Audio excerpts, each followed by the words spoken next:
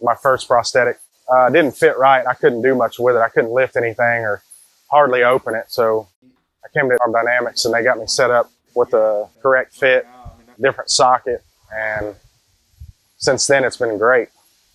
I use my hand most of the time, but when I have heavy objects to lift or any kind of rough work that needs to be done, I will switch out to my ETD and get the job done with that so I don't damage my hand.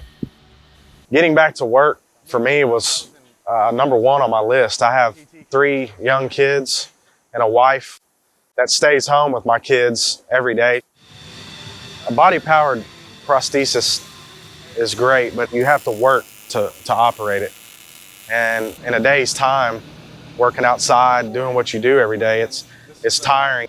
The Myo, you have just free range of motion. You can go straight up, no restrictions. It's just real natural. I feel like the occupational therapy was really good for me, just getting me going with my new Myo, and before I go home on my own, I have an idea of how to operate it and what to work on.